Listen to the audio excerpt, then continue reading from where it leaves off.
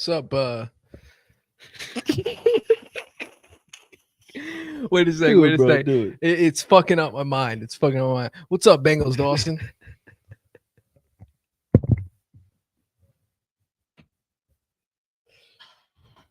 I don't know who you're referring to. My name ain't Dawson. It's Thanks. Oh shit! I did call you by your government name. That's crazy, bro. That's crazy. Now everybody knows me. Nah. That was great, bro. Guys, we just thought of that pre-recording to swap the names a little bit, throw a little bit friendly slander, some little fire towards each other. Today's gonna be a fun episode. Little debate, bro. Yeah. A little back and forth on the philosophy of where the Bengals currently are. Yeah. Bengalsdawson is so fucking egregious, bro. That's a pussy ass name. I'm not gonna lie. Bengalsdawson, bro. Bengals Drake flows, bro. Yeah. Like Bengals Drake. Drake's a cool name. Dawson, that's a decent name, but nah, it just don't fit right, bro. Bdrake is fucking gay. That's why, bro. So like, it don't fit for you if it's for me. You know what I'm saying? Yep. So we each have our own, bro. But nonetheless, a ton has gone on, bro. Yeah. What a busy 24 hours for Bengals football, bro. How you feeling? Pretty good. Really? Yeah, pretty you feeling good? Yeah, I'm back in the, you know what I'm saying, on to week one. Football's almost back, bro. It's nothing but positivity. I think it's kind of funny, you know, that before. Oh, wait a second. No, I'm tripping. It is Tuesday. Okay, I was thinking today was Monday for some reason, and they got the final roster situated on a Monday. I don't know why I was thinking that. So, well, it's almost midweek. So Yup. that's a good thing. Exactly, bro. A ton has gone on. Super glad that we waited until tonight to record. We were thinking about recording last night, but obviously, you know, we knew what was going to come up today as well. So lots of key moves made, but let's not waste no more time, bro, to go to the biggest thing, right? The last pillar that we talked about of this offseason to get done was Trey. Yeah. You know, so off top, bro, I got to hear today. Now that you're a little crashed out, you know, guys, as we tweeted a little bit, Drake let me have it. Yeah. Drake let me fucking have it over message, bro. I was having to like, oh my God, bro. All right, I'm losing you, bro. I'm losing you. You're falling off the deep end, bro. I got to get you. Like, wind down a little bit. How are you feeling about it today? The same. In a way, the same, yeah. I mean, I'll put it out there. Like, I've always been happy in the sense of Trey Hendrickson will play for the Cincinnati Bengals this season. And I think you don't have to question that guy. That guy has been putting in the work this offseason. He's going to be ready for week one no matter what. It's not like he's got a beer belly and he's coming in and he's about to give you 2 sacks. You know, that's not Trey Hendrickson. So honestly, without, obviously getting into what we'll talk about here in a little bit, I'm excited, man. I'm glad that Trey is back in the fold. Made an Instagram post today, I believe, so he's ready. He's ready to go. I was thinking about it more today, how great it's going to be to see Shamar Stewart opposite of Trey Hendrickson. Can't wait for it. No doubt, bro. You know what I just thought of today? What? Shamar is a perfect mix between Trey and Miles. Yeah. Like the freak athleticism, the profile of Miles with the mental instability of Trey. Like the little psychotic nature. You know what I'm saying? Well, and you got, like, the way I look at it too is you got with Trey and Shamar, you got 2 dudes that are just going to bull rush the fuck out of opposing tackles. So it's like you better be ready to use all that strength, your footwork against these guys, because they'll blow you right off your feet. Oh yeah, no doubt, bro. No doubt. Like, you definitely can't wait for it. Yep. But we got to get to the biggest part, right? Like, look, we talked about it, guys. All you loyal Bengals After Dark videocast viewers, listeners to the podcast, even going back to the podcast. Yep. We never had a doubt that Trey was going to play every game in 25, unless if, like, it got to the crazy scenario that He does some Chris Jones shit, sits out week 1. The Bengals like crumble and like sign him 24 hours later. We knew he was going to play all season for the Bengals. We didn't know it was going to go like this, right? Yeah. So that's where the differing opinions come in. Yeah. And I want to state, like, obviously, guys, we kind of hyped up what it was last night. We're going to have some differing opinions. We love to do that, and we can navigate through those conversations in a fun way. Right. Because we have no problem throwing those little jabs. You know what I'm saying? That's yeah. what adds some spice, to the episode. And also some cool shit, like, we still, like, are fans. You know what I'm saying? At the end of the day, like, that's not a problem for us. Yep. So, the 1 year, $30 million. What exactly did you take from that? How much of a slap in the face was that to you as a fan, and just observing how that went down? I think and this is where I will be kind of in the middle, right? There's two sides to it. You have the organizational side, the benefit of what it does for them, and then for Trey, right? You want my honest opinion? I think Trey was dumb for accepting this. I think his agent gave him bad representation. Yet again, another bad deal for I do. Trey. I do. Like, unfortunately, like, I mean, he, similar to, what was originally in for this year, he signed that, right? He signed this deal too. The way I look at it is, yes, Trey is going to get a bag after this year, right? But if you don't replicate the same type of production from the last few years, and I get it, we know how Trey is, the double-digit production. But if Trey dips, right? Say a few years ago, remember when Trey got the 8.5, and the Bengals capitalized on that. That's what teams are going to do this offseason. They're going to capitalize on that value right there and the age factor. Oh, looking at now, other teams are looking at it just like the Bengals. Oh, he's 31, showing signs of regression. Similar to what the Bengals really did go into this process with. I think that's going to raise the same questions next offseason with other teams if he doesn't duplicate the same type of production. Doesn't mean he has to be the sack leader again or nothing like that. But if you even show signs of diminishing like that, I mean, it's going to hurt his value. So in that sense, I will say that for Trey, I wasn't the biggest fan.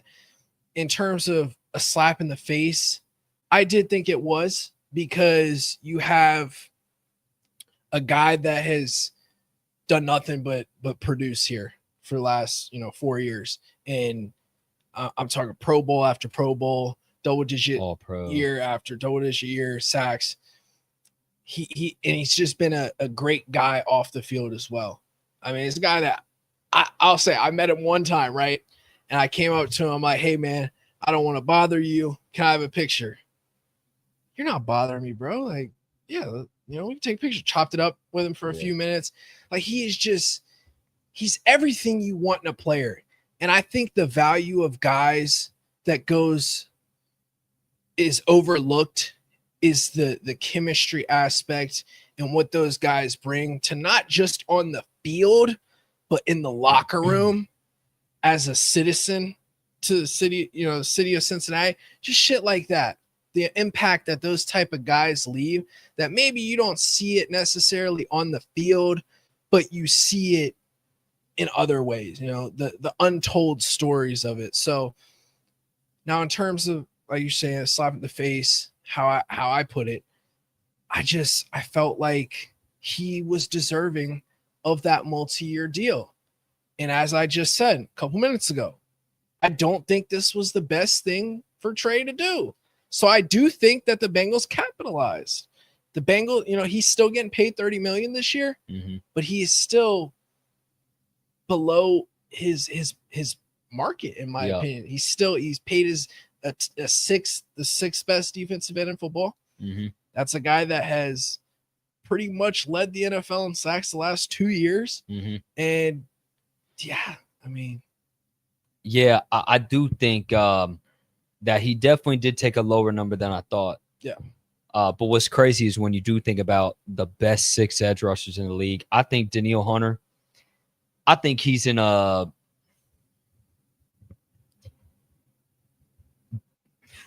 It's going to sound crazy to say. I think Danielle Hunter may be slightly better than Trey, just because his ability as a run stopper. Then you look at the other four: Nick Bosa, Max Crosby, T.J. Watt, Myles Garrett. You know what I'm saying? You're not really, when you talk about multifaceted, they are slightly ahead of Trey. So it kind of makes sense in the market of, hey, here's where you're getting paid, but he's at the dip of that top 6. He's at the bottom tier, right above 7 in Josh Hines-Allen and Brian Burns versus the 30 to 34 per year. So he could have technically probably gotten 33, but I definitely, I get a lot of the points that you're saying, bro. I'm not completely disagreeing with you because overall, it's funny how I thought the same thing. Most other fans thought this as well. And I suppose the NFL executive said, we waited 6 months of drama for this. Right. Like for this deviation, for this, we heard that fucking as soon as the unique comment came out from Diana Rossini, that's when the crash out began for Drake. Understandably so, of what was talked about. And then Diana Rossini finally talked about the numbers of 3 years, $95 million was thrown away. Yeah. But that 3 years, $95 million was a mirage. It was not real. It wasn't a real $39 million in year 3. You're not getting $40 million as a 34-year-old edge rusher. Yeah. You know what I'm saying? So that was funny money. It's not real. Yeah. So it was a fake deal that they all kind of pushed to the side. Year 1 guarantees. It's the same thing as this deal. Like you talked about, largely the Bengals did capitalize. Here's a big part that we're going to run with, though, Drake. And here's where our frustration came from, because I completely understand of your standpoint, what he was texting me about, and probably what a lot of you guys think of, is why are they so hell-bent on this ruthless business aspect of it? Yep.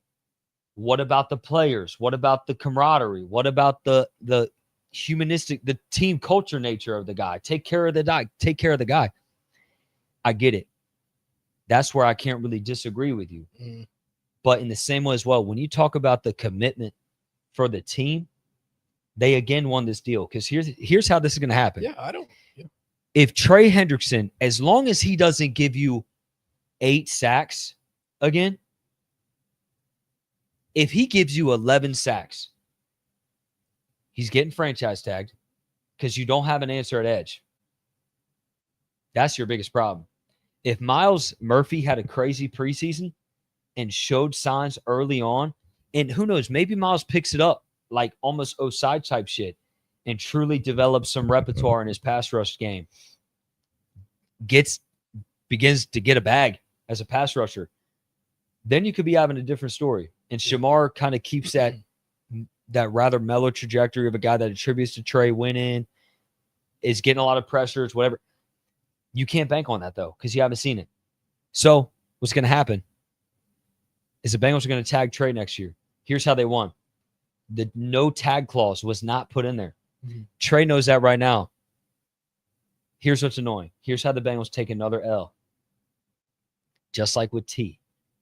Over these past 2 years, they've committed to guaranteeing. I'm pissed off. I forgot the number. Did he get guaranteed 60 mil?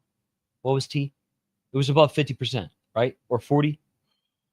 What was the total? I don't remember the guaranteed number, but say it was 60%, and say he got guaranteed 60 million. T got guaranteed $86.5 million over 5 years. What the Bengals initially would have turned away, right? Yeah. But then they ended up giving in. Yep. But what did they do in the process? They dragged their feet. That's what's so agonizing, right? But still, that's not a horrible deal to guarantee $86 million or whatever to T for 5 years for a guy that's entering his first contract. Yep. Here's the kicker. For a guy entering his age 31 season and soon to be next year 32 season, say he does come off that little underwhelming 11 sacks, because not every year he's going to be getting 18 sacks, bro. We know that, right? We know that. Say that floor is 11. He gets franchise tagged.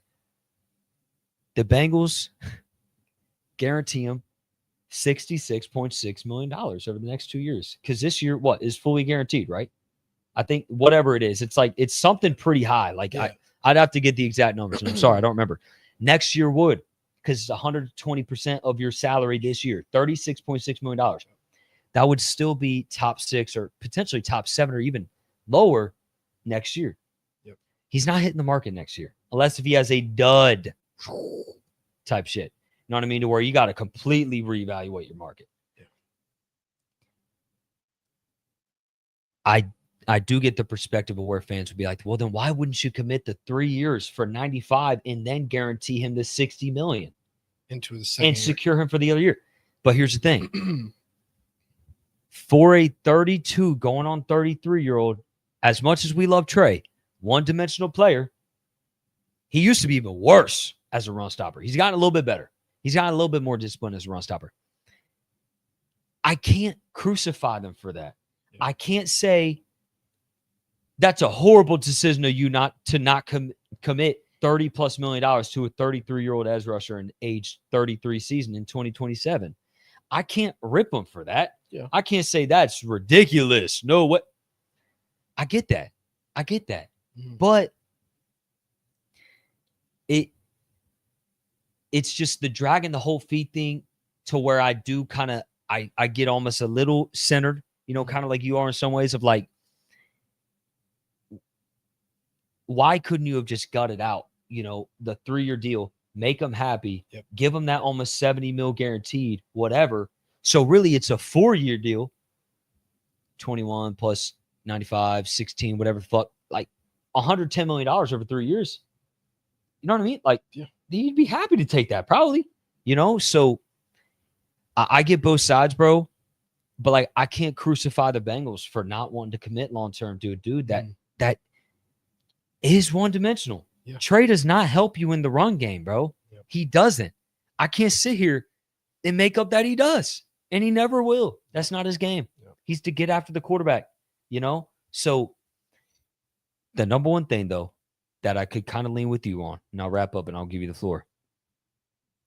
All of this, again, the dragging the feet shit, and your long-term problem is not solved. Like, I'm not shipping out anything for Miles yet. So much can change with Miles.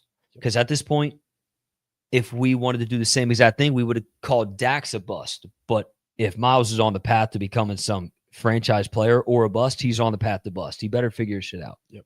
Like I say, he's got plenty of time. Not saying that. He's a dude that we knew would need some time, right? But with this going on, and you can't muster up a 3-year deal, I hate that I'm even starting to lean with you, but like this is kind of where it is. And you're gonna franchise tag him next year because you're not signing him for $30 million. Mm-hmm. It's not happening. Yep.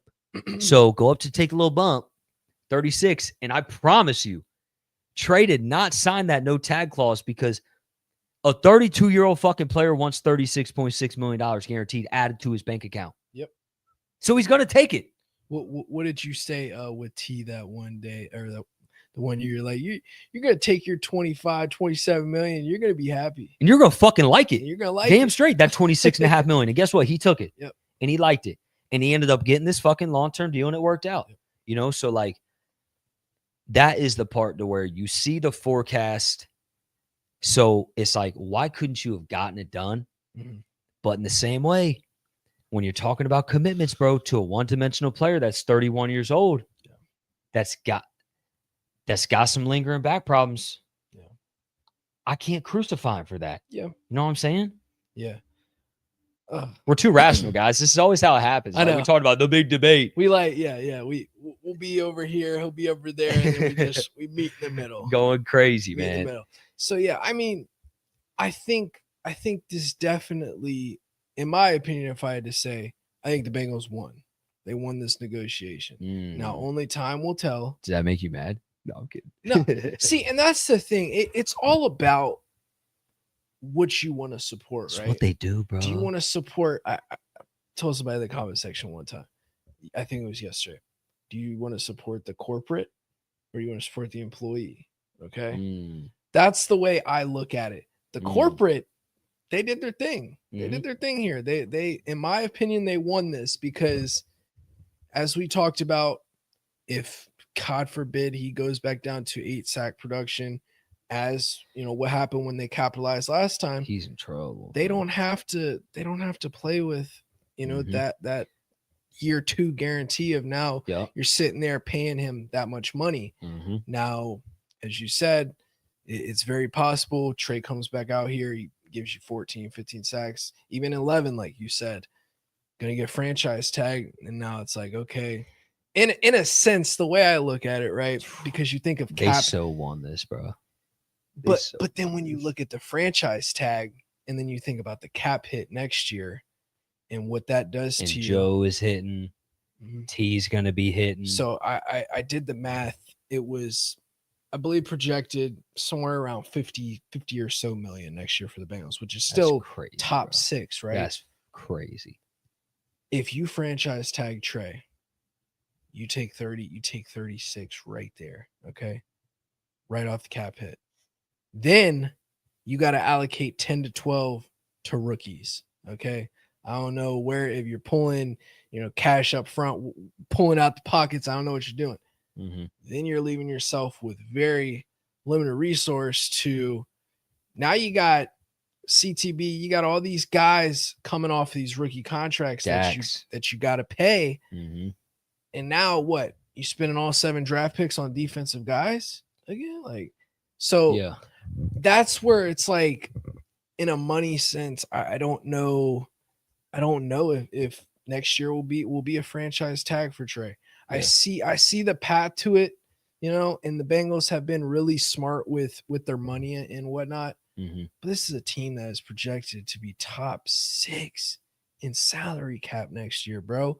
And they still don't like what are you gonna do next year? Now that you got money, right? You didn't give Trey his extension.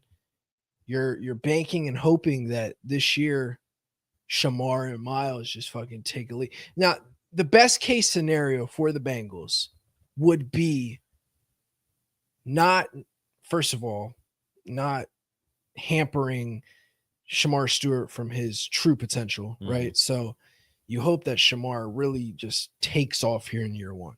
Because if Shamar takes off here in year 1, that can resolve a lot of the question marks, I feel like, because that's where you kind of start the actual rebuild of a defense that could, you know what I'm saying, with Shamar on a rookie deal and stuff like that. That's where you can retool your defense a little easier, bringing guys in and stuff like that. But that's what you're banking on. You're banking on, okay, our first round pick is Shamar Stewart. We're praying he goes crazy this year.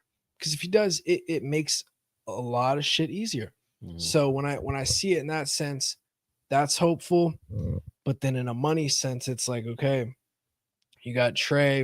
If you franchise tag him, it's gonna be a lot of money up front. So it talks about with the guarantees and shit. Can't move it. Tagging Trey, whatever the fuck you want to do, his value is gonna be less next year. He's gonna be older in terms of trade value, trade asset, and stuff like that. Yeah. So there's a lot of perspectives to look at in this Trey Hendrickson situation. I'm not, like I said, I'm not gonna hate the Bengals for it. I'm not gonna hate on Trey for taking a stupid ass deal. But that's just the reality. We sit here as Bengals fans today on Tuesday, August 26th. Okay, we're close to week 1, and Trey Hendrickson's a Bengal. That's how I look at it now. It is what it is. It's a done deal. The way that you send a message, the Bengals, as we talked about on this show for time and time again, they don't want to give in to that third contract. They don't. Most time. Now you've seen them kind of get out of their ways sometimes. BJ Hill, guys like that. Mike Gesicki. Yep. 29 years old, 3-year deal. Yep. They definitely broke it. Now, some would say, in my opinion, and I love BJ Hill, I don't think it was a smart investment because you still don't have your true 3 tech. And I hope that Al can get creative with Osai and Murphy kind of mixing them inside this year. So, and you don't want to play with fire again where you had the Sam Hubbard situation and now all of a sudden you got BJ Hill taking a downfall. So yeah. And that's the land of what ifs. And I don't want to get into that too much. I really hope that all of this works out and it makes sense for everyone. And no matter what, we all hope that Trey Hendrickson retires as a Cincinnati Bengal. No matter if he gets tagged next year, no matter they hash this out and they finally figure it out, I don't care. I just same vision as you, same vision as me. We just want to win a fucking ring. We just want to bring a Super Bowl to Cincinnati, okay? That's the biggest thing. And here's alluding to that. The Bengals this offseason. I mean, we're going to look at this, like I said before in previous episodes, when years past, yes, the emotions will always be attached to what this was as a fan, frustrating, fun, whatever. It's going to be a bit easier to forget some of those, but look at it on paper, all-time offseason. Yeah. The level of slander I've seen upon this front office, the tomato throwing, the dirt thrown upon this franchise has been crazy. I mean, this is where we can get more nitty gritty. Obviously, what we were talking about yesterday, not to put you on blast, but you're not the only one, of getting frustrated, of just indulging on what was underwhelming or whatever, or the lack of commitment from the front office, whatever. For a front office to invest into the highest paid non-quarterback in the history of the league, the highest paid receiver too ever in the history of the league, multi-year guarantees, what the team has never done ever outside of one player, Joe Burrow. At the same time, I don't care how the agent went about it. I don't care if the agent held him hostage. You realize how quickly they still could have deviated? Carson Palmer, their previous, arguably best, most talented quarterback they ever had, retired before they bent the knee. So they bent the knee to that. They signed Mike Gesicki to a third contract, a real third contract, like we talked about. Money that was legit guarantees. 10 million guarantees, legit money guaranteed to him. Almost 30 years old. And Trey Hendrickson re-signed. The highest paid per year salary by far ever to a 30-plus-year-old player, and extending that stadium lease in one offseason for Joe Burrow to say, I need him, and him because they're important. And for this front office to say, okay, and pay him $350 million fucking dollars of contract money. Come on, man. I can't sit here and say that this team's not committed to winning. Is it exactly how we want them to do it? No, it's not. Are they hell-bent and frustrating to deal with? Yeah. But, they make shit happen. Black or white? Yes or no? Did it happen or did it not? Check, and check. Black or burn?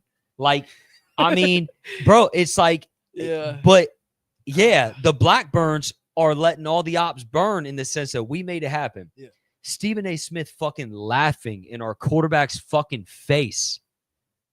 Shannon bitch ass Sharp. Oh, man, you know who you're talking to, man. You're talking about the Bengals, Skip. You're talking about the Bengals, man. Oh, man. Laughing at Joe Burrow, bro. Laughing at him. Telling him, you know who your owner is, bro. You know who your decision makers are.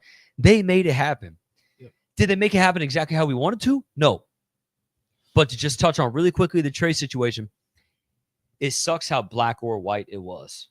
Because like you talked about, over a span of 2 years, market-wise, $67 million, $33.5 million per year to a defensive player of the year caliber player is good money. That's solid. Because you're talking top of the market, right? Micah Parsons supposedly is being offered $45 million right now. $33 million over 2 years, what could be if Trey was franchise. We already talked about that. The $36.6 million hard money, immovable money next year is crazy, but we're not going to go that far. We're just going to talk about it right now. That's not horrible. The deal is what it is. It was a tough deal. It was truly 1 year or 3 years. That's what it seemed like. 1 year or 3 years, and they weren't willing to commit 3, so they stuck with 1. They did everything else. They did it, though, and they committed the young guys. They committed to try to get younger, because a lot of the criticism, Drake, will be, well, so you're paying all these guys. you're going to have no defense at all. How are you going to commit to the defense? I don't know, by investing into what? What are the 5 most premium positions on the field? Quarterback, receiver, tackle, edge rusher, corner. Quarterback, got the best one on the planet. Check. Receiver, got the best receiver 1. Check. And best receiver 2 to fucking exist on planet Earth. Got it. Tackles, got them both locked down for $23 million per year for 2 of them for potentially premier tackle play. Check and check. Edge rusher, corner. You've tried. You've invested 2 second-round picks in a first-round pick. If there was a path to growing, developing a roster, and building a roster, are we going to say let's invest in the 5th and 6th and 7th-round pick like DJ Ivy and Josh Fig Newton? That'd be different. I'd be like, all right, you're setting yourself up for failure, like the dumbasses do for the O-line. That's some dumbass shit, what they do for the guards. It's dumb. It's dumb. But it's also, guard is not a premium position like corner. I can't sit here and crucify the Bengals for how they've tried to build the roster for the most 5 premium positions. What are those other 2 premium positions we talked about that aren't the best on the planet? Corner and edge. They've got first-round picks allocated to them. First-round picks, bro. First round, second-round picks. 3 first-round picks in the last 3 years. 4 seasons allocated to those positions to try to compensate. How can we crucify them for that? How much more can you do? This is where I will not crucify this front office. I will not do it. They've tried. They have tried. Yeah. And that's the thing. I think I've never crucified them in a sense of offense, of spending, because we all know offense puts butts in seats, right? So, first of all, I will give them kudos that, they did have a historic offensive spending this offseason. Now, when it comes to the defensive side, that's where my whole issue stands, is you didn't do enough. And we can talk about the past into now. They didn't do enough when the big 3 had rookie contracts. They didn't do enough at capitalizing and paying key cornerstone players on their defense, a la a Jesse Bates. I gave them the benefit of the doubt for the short term that, oh, you took that money, you gave it to Orlando Brown Jr., right? You had the money to pay Jesse too. You could have bought out. You could have said, fuck it. We got these guys on rookie contracts right now. We'll figure this shit out, when we cross the bridge, because we got that money. We got the cap space. In the same sense, you look at the defensive side of the ball. Look at their safety position right now, right? You're stingy over a couple, 3-4, million versus keeping a PJ Jules when you could bring in Shout out PJ Jules, a Justin Simmons, and I get it. Justin Simmons is not the same guy that he once was. Okay. But just caliber guys that can add to your defense. Hufanga, guys that like Flyers, you can put these guys, health-wise, okay, but guys that can really help retool your defense. I'm sorry. I tweeted out the other day, there's a lot of egos in this defensive room. I'm not speaking on Trey. I'm not speaking on guys like that, but there are guys in that defense that think they are something that they are not yet. We talked about it last episode. They have everything to prove to the world before anyone can crown them whoever they think they are. Okay. So I think that's my biggest issue. Now, I agree with everything you said. I've been saying the same shit about the quarterback position. Honestly, I don't have any worry about our cornerbacks as long as you get the trenches right. The trenches is the biggest thing.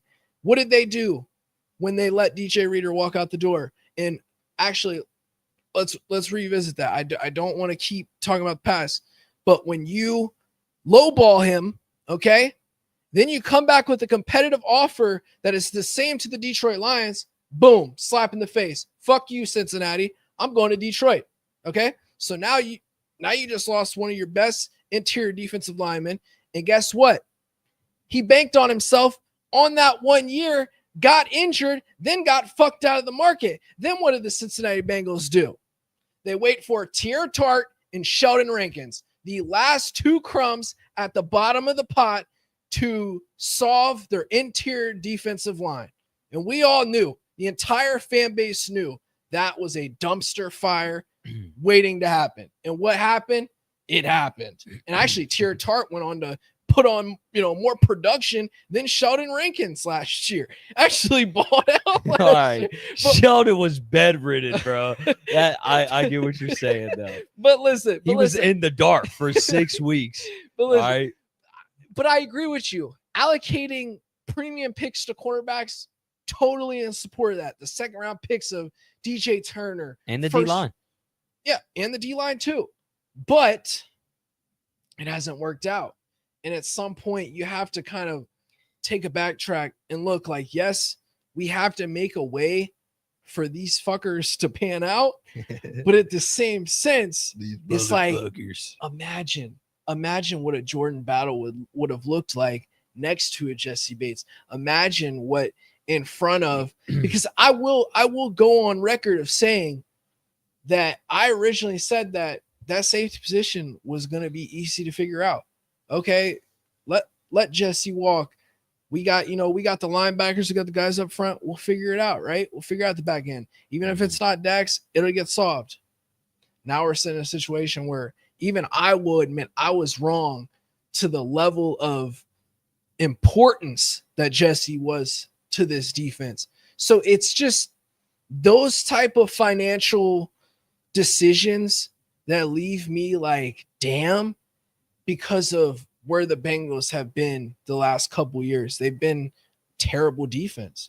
Even when Joe got injured that year, they weren't good. I know last year towards the end of the season, they turned a tide in those last 5 games, but it's just not been good enough. And I will forever stand on defense wins championships. Even though you have the greatest offense in the NFL, that even if opposing fan bases don't want to admit it, you're fucking scared of our offense. You're scared of Joe Burrow. I don't care if you want to say his defense carried him in the playoffs, his receivers carry him. You're scared of Joe Burrow. You're scared of T. Higgins, Jamar Chase, Mike Gesicki tearing your ass up in the middle. No Diddy. I mean, you can't fuck with our offense, all right? But that defense, bro, as I've said it time and time again on here, we have to see it to believe it. Nobody's going to feel super comfortable until we actually see it. And I tweeted today, Logan Wilson even went on record saying Bengals ran 10% of their plays this preseason. So you can't judge them strictly off which of we've talked about that. Yeah. You can't judge them strictly off of that. So I will give them the benefit of the doubt in that sense. But in terms of financial distribution, a team that with all of these contracts hitting be things, even this year, top 10 cap space. Next year, top 6 in cap space. Like, you have to at some point stop pinching the money always. It's okay to be 15, 20 right there. Okay, I don't want our team fucking 32nd in the league. We don't want to be broke as fuck. We don't want to be the Cleveland Browns or the Saints catching up. No, not trying to be like that. But in a similar sense, you have to pay guys on this defensive side. Now, I understand maybe where the Bengals' logic is coming is, damn, we have a lot of guys, a lot of these premium draft picks we invested in. They're coming up on new contracts soon. We're going to have to figure it the fuck out. So maybe that's what's going through their head is like, we got to kind of like hold back on the wallet right now because in a couple of years when these guys come up, we're going to have to fork out the money somewhere, whether we pay these guys to come back or whether we find someone else to replace them. So I definitely get it in a business sense of like, okay, but it's like, man, you got to figure it out on this defensive side because you cannot waste another year in the Joe Burrow era. These dudes only play for so long. You can only compete and contend for so long. I know Joe Burrow, said it, the window is his entire career. And I truly believe that as long as you have those guys out there healthy and playing football, you have a chance at winning a football game every single Sunday, Monday, or Thursday. Not discounting that. But in the same sense, you cannot ruin what you got here. And you got to figure it the fuck out, because these guys can bring multiple championships to your fucking city. I'm talking, you could be looked at as one of the best franchise in the NFL when it's said and done. What's crazy is I totally get it, bro. I totally get it. It's just the law of averages. That is what life is, really. And especially what I constantly bring up is in the landscape of the league. Did you hear that, Zim? It's so frustrating when you indulge on just the insufficiencies, because I get frustrated about it too, because you stated all valid points, bro. Yep. It's just there's always a winner and the loser of that deal. And the Bengals have taken a couple infamous L's the last couple years in free agency, but they also took some all-time wins. Trey Hendrickson, they just retained the best free agent signing, one of the best free agent signings of all time, ever, in the history of the league. And same with Mike Hilton that year, and Cheeto and what he provided, and DJ. There's ebbs and flows. You look at the landscape of the league, because you've got a scope. You got to respect the game of that which you play. You can't completely dictate the terms of the game. It's just like we talk about, and Joe talked about it, and it's common sense, but like Joe even brought it up in the interview during game 3 or the end of game 2 preseason. Everybody has the goal to win the bowl. Yep. All 32 teams. Yep. One wins. That doesn't mean that there's a complete failure and it's black and white, binary, you're completely insufficient, dog shit if you don't win. You've got to understand the scope of the game of that which you're playing. And when it comes to financial decisions for franchises, you've got to recognize the landscape of the league. How many teams are signing all of their guys? How many teams are making all the right moves of letting go of the guys that need to be let go, getting rid of stale contracts, not staying in horrible contracts, signing the guy at the exact time, and just everything falls into place? Yeah. Almost nobody, and I'm going to keep fucking repeating this. Sorry, we're not the Eagles. Sorry, we're not going to have a 30 for fucking 30 one day of fucking Zach Taylor like Howie Roseman's going to get. I'm sorry. We're not that. Yeah. But you look at our resume over the last 6 off seasons compared to any fucking franchise out there. We're the second. We're behind the Eagles. Just because of the Eagles and what legendary run they've been on the last probably 4 years. We've been consistent for 6. Have we been the peak? Maybe 1 or 2. But guess what? Law of averages, baby. Yep. Do we want to be the Browns? Hell no. They're winning the offseason every year. Yep. Bro, every year.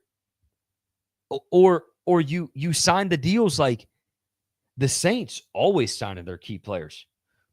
Cap hell every year.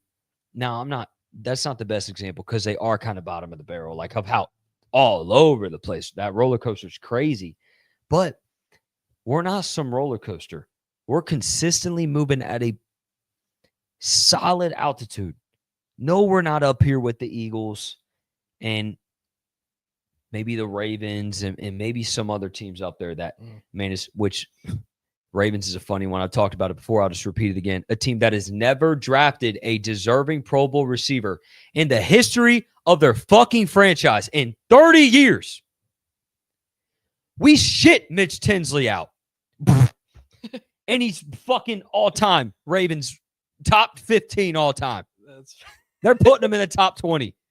Mitch, it's different for everybody. Yeah. We shit him out like it's nothing. Yeah. They print out superstar defensive players every year.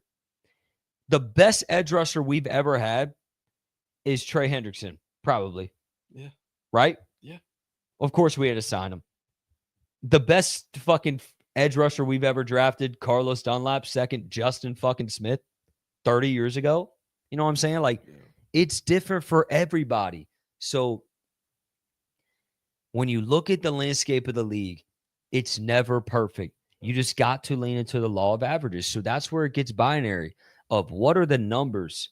You look at the cap health for every team of the key indicators I would lean into if I was like an executive decision maker of what makes a team successful, fruitful, flourishing financially and on the field and putting butts in seats and accumulating dollars. It would be financial commitments, overall satisfaction to fans, and of course, production and enjoyment of the team you're putting out there. We were definitely the most volatile team last year. Up and down, up and down. Offense, amazing. Defense, horrible. But over the last handful of years, it's been pretty consistent, bro. And if one would say, no, they haven't, look at the rest of the fucking league then, bro. Yep. Look at the Eagles 5 years ago. Carson Wentz. And look at the money they allocated to him. Oh, my God, what are we going to do? Oh, my God. Every team has hiccups, bro. They stumbled into a fucking Jalen Hurts into a second-round pick because they surrounded them by an all-time O-line. Here's the kicker. Did they draft Jordan Mailata in the first round? No. They just happen to be the fucking Bengals of receivers, except they're the Eagles for the O-line, and they draft them in the fucking 7th round. How did the Bengals get Mitch Tinsley? Who the fuck is this white receiver with long hair that's catching flea flickers in 2022 that's not named Jamar Chase or T. Higgins? Trent Irwin. Jermaine Burton's a dog. Charlie Jones is good. Who the fuck is Andre Yosavash? Like, who's Marvin Jones? That's us. Yep. Not everybody's got that luxury. Yep. Every year we got a running back. Sed Benson wasn't shit. I always bring up Sed Benson. RP the GOAT. 15 years ago, he was a bust his first term with the Bears. How's he a dog now? Rudy Johnson's crazy. The big fundamental, Ben Jarvis Green Ellis didn't count. We always produce guys. Yeah. Every team has their blips and blemishes. The law of averages, the Bengals have been fine. Are they? To be straight up, I would slap Troy Blackburn in the face. I would. All right. Because he's just a slappable. He is a slappable guy. I get it. All right. But fuck, bro. They're not perfect, but look at the rest of the league, bro. Yep. That's all I got to say. Yeah. Like I said, we meet in the middle, and that's what's nice when you can debate football without it getting too crazy or getting too personal. Oh, I actually hate you, bro. No, I'm kidding. Like, I'm taking this to the heart. Hella. It's like, when people make it more than what it needs to be, other than football and stuff like that, then that's where it's like, come on, bro. Like, come on. You know what I mean? But this what's nice about the Bengals After Dark, night show, is that you guys can come on here. You can listen. It's free form. You can comment here in the comment section. We'll respond to you, stuff like that. We're not going to, whatever take you got, we're not going to, spit on you like you're a speck of the earth. We're not going to do that. We may. Not gonna lie. We may. No, I'm kidding. Especially if it involves Mike Thomas or anyone. Oh yeah. Of that, just complete utter dog of shit. that nature. But yeah, I said we talked through his Trey stuff. We talked through decisions, and I agree with you. You can't have everything perfect, but there are certain situations where it's like, come on, bend the knee. True. Dalton Risner, bend the knee. Come on, bro. Like, what are you doing? Like Lucas Patrick, fucking ass. Like, I think. Like, it is. I'll give him the Noah Fant one, though. Fucked with that. Thank you. I mean, and then you bring in Dalton Risner for a visit.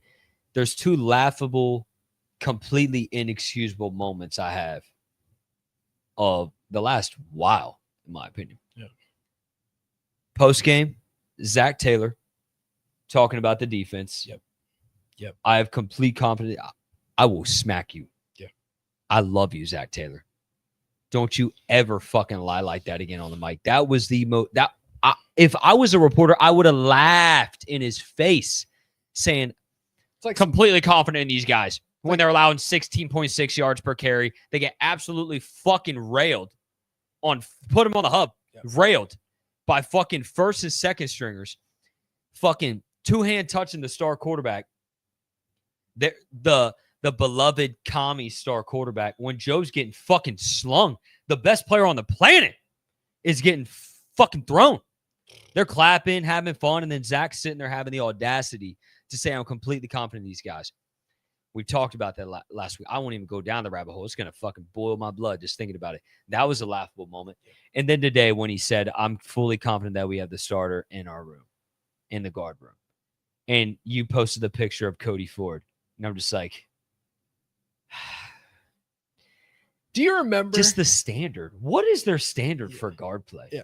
What is it? Is it, we want to be, do you want to be like top 28? Do you want Michael Jordan back?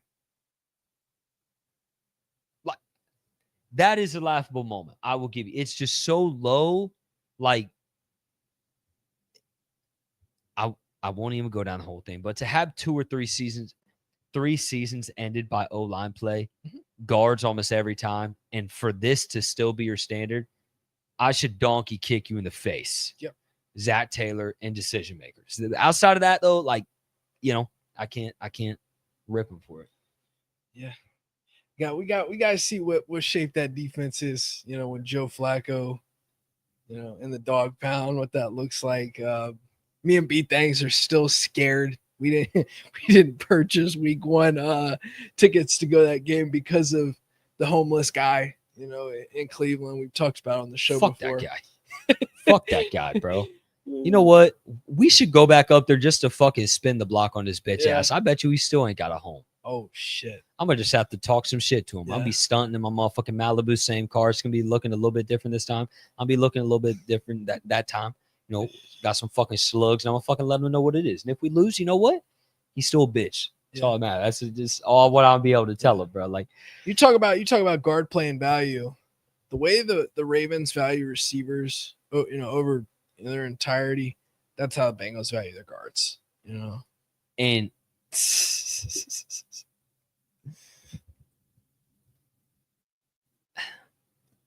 because like it's even different though for the Ravens. Like, I give them, I hate to say it, this sounds disgusting. Yeah. I give them a bit more of a pass because how their offense is built. Yeah. They're built off the run, bro. Like, they can make a little bit less happen on the receiver end and still produce greatly. We are so heavily predicated on the offensive line blocking for Joe to produce. Yep. And we still, you know what I'm saying, try to have that level of efficiency that's so low. Yeah. It's just like, come on, bro. But look, we're going to wrap up the trade topic. Then we're going to try to touch on the 53. We're not even talking about game 3. We're not talking about the most meaningless fucking football game in all of football, all levels, high school, college, NFL, the most meaningless football game.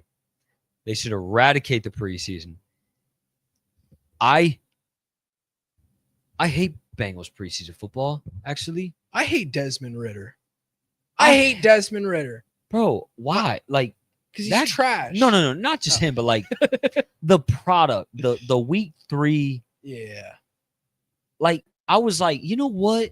I hate you guys. Yeah. You're so unfun. Yeah. Like, just not fun, bro. You're so bad. Like, you don't, like, not that we got to win, but like, can we like look competitive? And this is obviously a lot of satire, but I mean, largely not. I'm not breaking down the Jimmys and Joes and the X's and O's from the game. I guess we can talk about some of the Jimmys and Joes in the sense of guys who kind of ended up earning the spot. So let's go ahead and turn to that. Trade topic closed. Check mark that fucking spot. Full offseason complete. You turned down to a sharpened, completed 53-man roster today.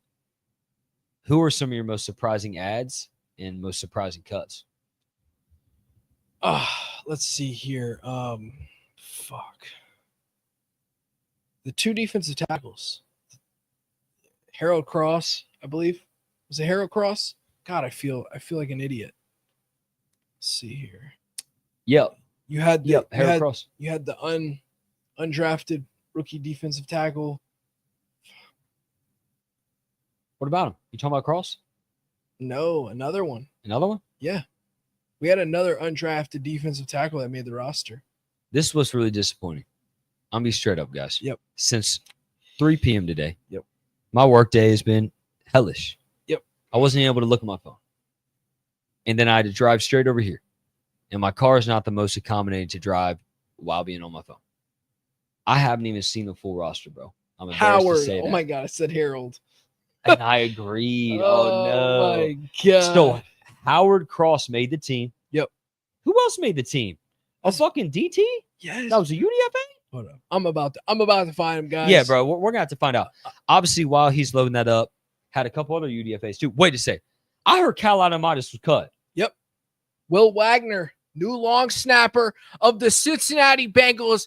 And don't let this guy get you hyped up because he don't give a fuck about special teams, No, okay? not at all. He doesn't care about Their Evan lives don't McPherson. He doesn't care about Ryan Rico, Definitely who not. is goated, okay? Gonna have an all-pro season this year. I care about Ev a little bit. Oh, Ryan, do you? Ryan, all right. But you don't care about the Ryan's cool a entire little bit. process that it takes to long snap, No. to get that perfect, precise snap. Yep. No. Okay? No? I don't. Yeah. No? Yeah. I openly do not care. Their football lives don't matter to me. So, just Okay, I got it here. I gotta admit, I gotta put it out right there. Eric Gregory. Wow. Yep. Eric Gregory, he shined in the preseason.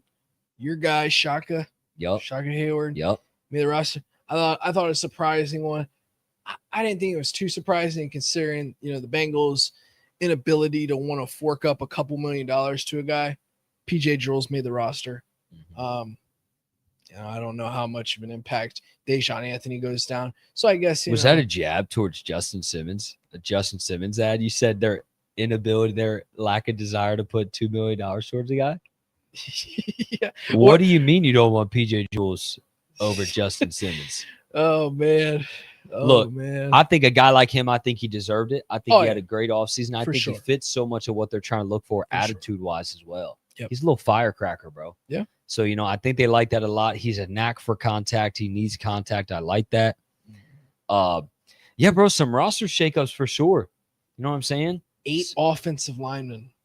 That's pretty low. We've talked, people were talking about, I think that there is going to be some moving parts there. There's no way they go into the season with especially the injury history of that unit. Exactly. So you talking about Matt Lee, Cody Ford, Lucas Patrick, all have injury issues. That is not, and Jalen Rivers. And you have 11. Wait a sec. You have 11 defensive linemen. Well, I guess Jalen. That's a lot, bro. What? And Zach basically said because of how much they went through their depth last year. Well, 8 on the offensive line isn't much better. They're trying to find something that can stick. Like they're trying to find something different. And McKinley obviously made the team. Yep. Which I fully expected as a talent. They obviously want to see him continue to take steps forward as a character, things like that. Did Marco Wilson end up making it? Yes, he did. Nice. I guess I could see that. A veteran guy to round out the end of the roster. I think he fits here just fine. This is bad. Jalen Davis got waived. He's expected to be brought back to the practice squad. I could see that. Yep. Yeah. Man, I'd love to bring Mike back, bro. First of all, he's going to Indy. Fuck the Dolphins, bro. With Kenny Moore, how's that going to work? I don't think that can work, unfortunately. If it was up to Lou, he'd probably cut Kenny Moore. Kenny Moore. He'd be like, nah, bro, I need Mike Killer, bro. I need Sam Hubbard, bro. Fucking. He's got a visit. He actually got a visit to the Colts? He's got a visit scheduled. And there's a belief that they can hash out a contract. Man, that's something. That's interesting. Yeah. Yeah, bro. Super interesting with the depth of D-line they decided to add. Super interesting with the O-line depth they decided to add. There's clearly a guy that they're looking to add there. Yeah. Right? I really like the optimism that they have with Jalen in the past 2 weeks. It's super short-lived, but we kind of talked about it, the guy that could work inside. It's just been a matter of time for them to try to get him there. You know what I'm saying? We brought that up with him at the beginning of June. He talked that he wasn't moved there yet, so it's kind of been a quick transition for him. I'm glad they didn't waste a ton of time, though. They saw he was struggling significantly at tackle with the speed of tackle. They're like, you know what? We're not going to waste no more time. We're going to kick him inside the guard, see what can grow there. Receiver room, predictable, right? We talked about that. Love it from top to bottom. Lethal. Yeah. Another thing I love, we may have the best tight end room in the league. I actually think we do have the best tight end room in the league. Pretty cool for saying 2 years ago we had the worst, literally the worst. That right? is crazy. Right? So credit to the Bengals for turning that around. But I am kind of surprised with it though. But when you talk about adding the best 53 players, we can't sit here and say that T. Huddy's not in that unit though.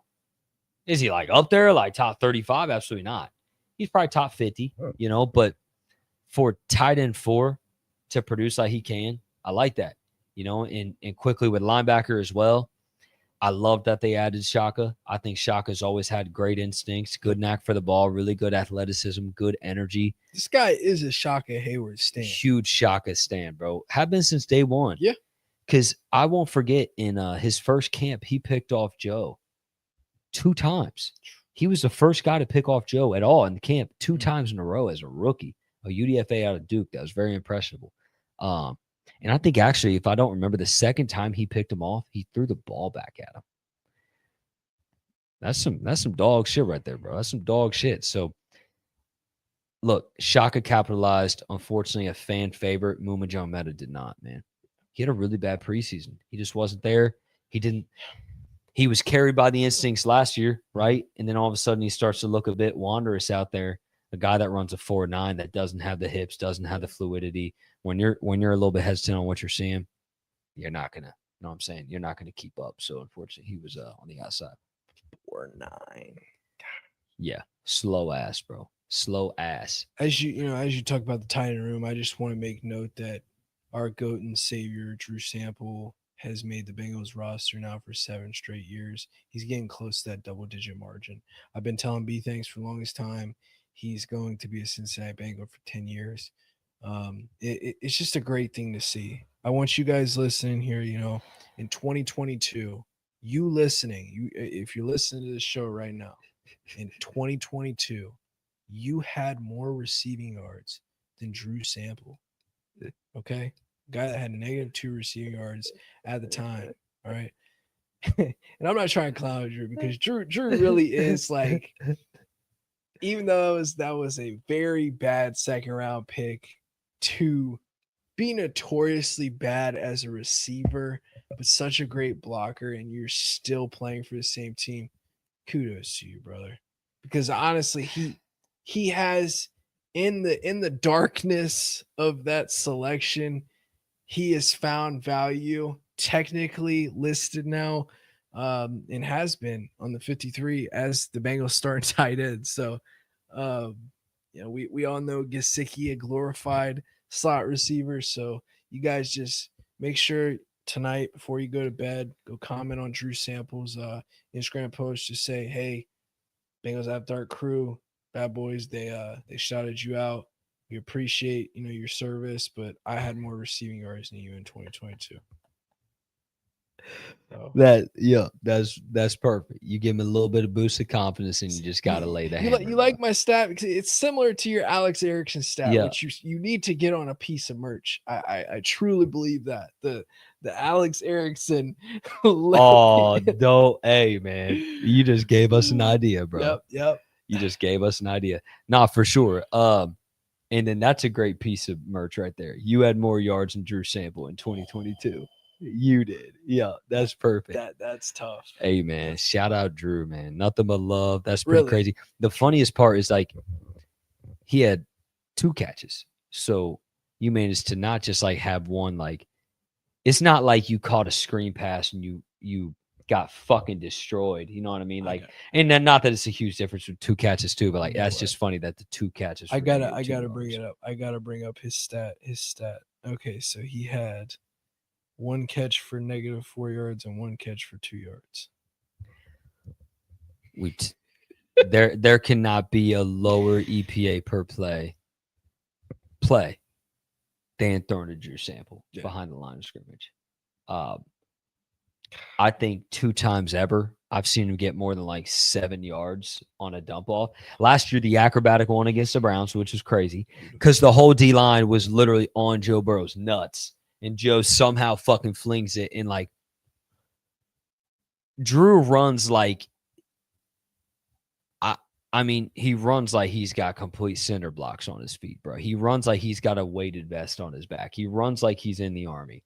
He's just got the 80-pound sack on his back, just running. But Run, he's Drew, just a run. man on a mission. He's a man. He runs like an offensive guard. He runs like he's pulling to the second level. So Who wins a race? Cordell Volson or Drew Drew? Sable Because you remember that one rep where Cordell literally full with sprinted. Chase. Yeah, bro. Yeah, So I'm like, I wonder who would win a race. probably. Cordell. I mean, probably Drew, but I'm talking full sprint. Amarius. I bet Amarius wins, bro. Yeah. I sure as hell. I bet he does for sure, bro. But all right, getting to some more real stuff. Joe Burrow did make the roster, pretty cool. Desmond Ritter sucks balls, unfortunately. Like absolute Shanghai Shark. Bro, I was about to fucking when I saw that pregame throw where he was just throwing pregame for number 4. I'm like, you know what? This is pretty fucking cool, bro. This is his day. Right. Like Cincinnati. just absolute turd, bro. 8 of 20. Like porta potty level. Just like he put on just a porta potty clinic. I'm just glad that Zach Taylor, Mr. Zach, didn't come over after the game. Desmond had a great game, and we because honestly, I couldn't even watch the game. Some Zach Taylor shit would being watch that performance and then bring him back to the practice squad or some shit. But hey, no, I think wait, but no. He's got experience. I would take Brandon Allen. Oh, B-Dot. I would take B-Dot over that fucker. Desmond Ritter. He at? What's he doing? Shit, he's out there in Tennessee, I think, with Callahan. For real? Probably still. Callahan gets all of our seconds or sloppy seconds. Fucking sloppy seconds, bro. Bro, what the fuck, man? That's crazy. But we're just speaking about that. Cordell Volson, he got waived today. That was probably the most surprising one. Yeah. But whatever was sorted out money-wise had to have been sorted out with him. But just the money, so obviously he couldn't play this year, so it's like, and he was on a 1-year deal because they restructured his deal. He was entering the 4th year. So I do get it in that sense. I'm just surprised because typically that could be an injury settlement or whatever to exit the deal. You know what I mean? To chop it up and to take care of him a little bit and send him on his way. But to just cut him straight up was a little surprising. Outside of that, bro, there wasn't anything crazy, The cornerback room, obviously nothing too wild. There's no crazy names that made it, didn't make it. Linebacker room, not surprising. D-line room definitely did get shuffled up a little bit. Also, Eric Gregory, I'm sure, was probably the 11th guy added that replaces a Cedric Johnson spot. Cedric Johnson's making this roster once he's back. He's not healthy. Yep. They got him on the side right now. So it's kind of a spot for him to sneak in. So I like that either way. They're just trying to find juice any way they can, man. So this is what's exciting. The 53 is set. The tease of the season is gone, which is the preseason. Mm-hmm. It's officially Browns time. So it's exciting. Betting, my gamblers out there, they got player props now for the fucking first game. I'm about to lay the most fucking egregious parlay for Jamar. Yep, and Joe. That's exciting, man. We turn our attention to them. These players better be locked the fuck in. That's all I'm going to say. We talked about it, and I'm not deviating from it. I'm not worried about Trey at all. Yep. And I'm actually really glad that they got him done now, right? They got him done the first day that you could get back to practice leading up to the game. I would have been fine if they would have signed Trey on a fucking Wednesday before the game. Mm-hmm. Thursday. Thursday, practice on Thursday, walk through on Friday. I don't give a fuck. You talk about a position that's the most individualized position in football. It's edge rusher. Get after the quarterback. That's one we could afford, but they got it done early. So credit to them, getting him ready. But I'm not going to like talk in a fearful manner, but I'm going to consistently let fans know I fucking hate the Browns, but we're not sleeping on them. We talked about it. Anybody that's wreaked havoc to Joe Burrow's entire fucking career, the top 3 players, 2 of them play for the Browns defense, Myles Garrett and Denzel Ward. They've had their way, bro. A lot of times they've had their way. And this, we just got to lock in. Mm-hmm. Like you talked about it earlier, and I'm not deviating from nothing I've said in the past, and this goes for the whole defense. Like Shamar, you still got everything to earn. These guys have everything to earn. This is a great test to prove you're worth something. Is to prove you're worth it to like the league. You're not gaining no respect from beating the shit out of Joe Flacco and the Browns offense week 1. Builds confidence. It builds confidence, bro. It establishes that from the rip. You got to be ready. And the best thing you can do is prepare, because I still don't like having 19 days pass between the last game and then Myles Garrett. I just personally don't like that. That's me. But you know what? Myles Garrett does that to everybody. Yep. That's like people saying, I don't like that Denzel Ward sat for all preseason. You got to see Jamar Chase. I get it, but still. So we'll see how it goes, bro. But we've been running for a little bit over an hour here. You got any closing thoughts for us, bro? Geno Stone was Jesse Bates against backup quarterbacks last year. I need him to bring that in week 1. I need Geno Stone to go fucking crazy on Joe Flacco. Then a good step in week 2 too, right? Fuck up Joe Flacco so much that they have to put Dylan Gabriel in. Okay. And then fuck up Dylan Gabriel so much that they got to put in Shador. Well, at that point, Jake Browning would be in the football game, so fuck it. So, I want to see us come out in week 1 and demand respect, bro. Take it. You know how good it would be for the Bengals come out and win a divisional game week 1 and get right, bro, and just set yourself up. Double up. Whammy. Set yourself up for the rest of the fucking season, bro. Yep. You go crazy, bro. Get the rock to Chase Brown. Get Samaje P on that screen pass. Get back to your old ways. Drew Sample, little out pass. Shimmy. Not on a 3rd down. Okay, let's not fucking do it on a 3rd and 15. Oh, God. Nothing like the Drew Sample dump off for the last sign of hope. And that fucking, oh, my God, I can't do it. Just throw it to Amarius Mims, which will be an illegal pass. I don't care, just for fun.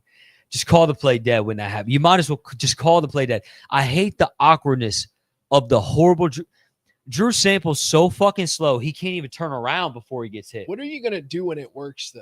What are you going to do when Drew Sample faces someone in front of him that is Drew Sample gives a little shimmy of himself? Oh, it's a Drew Sample off? Drew Sample off, bro. Can you imagine, bro, how berserk we would go, dude? I'm going to laugh, bro. And then we're going to put it on a shirt. Oh, yeah. We're going to put it on a shirt. Dude, oh my God. I just got so many ideas, bro. That fucking one-hander he had in 2020. We got to put that on a shirt, bro. It's happening. That's happening for sure. But, hey, man. This is a good Let's not fucking hope that happens, all right? Let's hope that Noah Fant is that safety outlet. So many options, though, bro. Can't believe we're already here, bro. I mean, we've been recording on the live video cast since April, May, June, July, August. 4 months, bro. 4 months has flown by. 4 months and 2 days since the draft, bro. A third of a year ago. So time flies, man. How many days? That's what I'm doing right now. Are we Alex Erickson days away to the fucking regular season? We are. Right, bro. That means something, bro. That means something. That was a great nap, bro. We're having a great fucking year.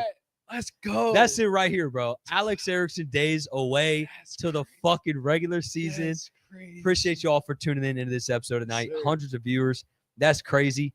More content coming for you guys, man. Obviously, as the season ramps up, other things are ramping up too. Some cool shit on the way. Cool shit we're rocking. Cool shit you guys will soon be rocking as well. Any last second thoughts you got, bro, before we head out? Who rocked 11? Because after midnight, 11. Brandon LaFell. LaFell days. Yeah. I fucked with Brandon LaFell. He dripped out, bro. Number 10. He had that drip. Peyton Thorne. Ooh, Peyton Thorne, not Brad Robbins. All right. Fuck Brad Robbins. 9 days. What are we doing? Are you doing Joe Burrow days? Damian Willis. Oh, so you're just taking my day. It's mine. No, I'm kidding. You got to take Joe. Right? No, I'm kidding. All right. Appreciate you guys for tuning in into this episode of the Bengals After Dark video cast. We couldn't even cook each other. All right. We couldn't do it. Just too much brotherly love around here, man. Too much brotherly love for the fan base. Look, successful fucking Bengals offseason, man. I don't want to hear what anybody has to say. All right. Was it perfect?